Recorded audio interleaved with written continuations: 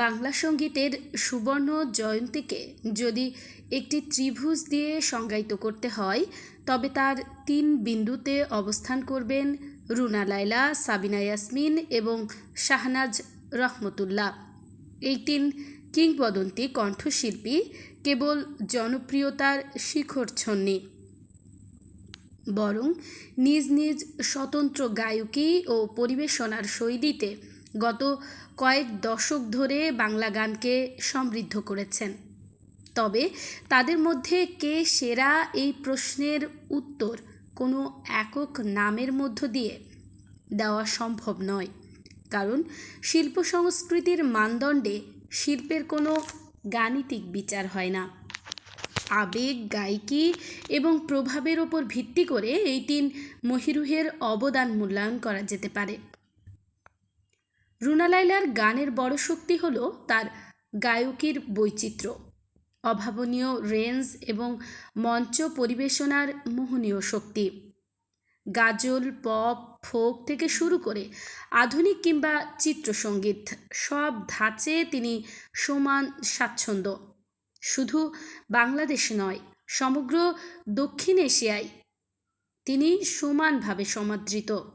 গানের সাথে ভঙ্গি ও এক্সপ্রেশন বা শারীরিক অভিব্যক্তিকে যুক্ত করে সঙ্গীতকে এক অনন্য পারফর্মিং আর্টে রূপ দিয়েছেন তিনি।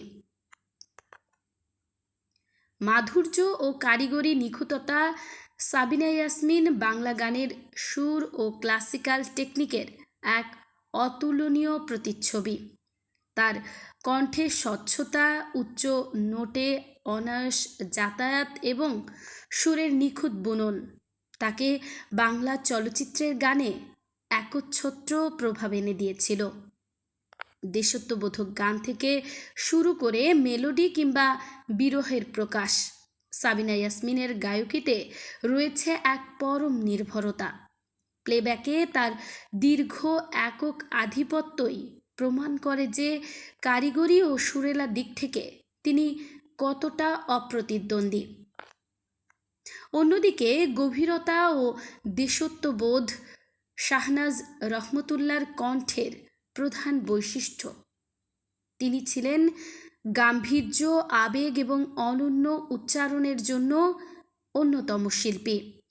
বিশেষ করে বাংলা দেশত্ববোধক গানকে তিনি যে উচ্চতায় নিয়ে গেছেন তা অতুলনীয়।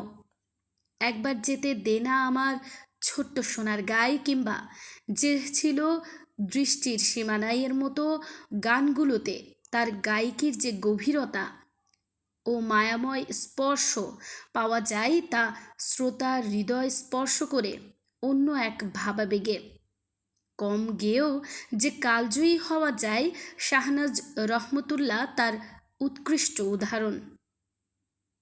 কারো কণ্ঠে ছিল আন্তর্জাতিক তারকাদূতি ও গ্ল্যামার, আবার কারো কণ্ঠে ছিল নিখুঁত সুরের জাদুকরী মাধুর্য, আর কারো কণ্ঠে ছিল মাটির টান ও স্মৃতিকাতরতার গভীর আবেগ।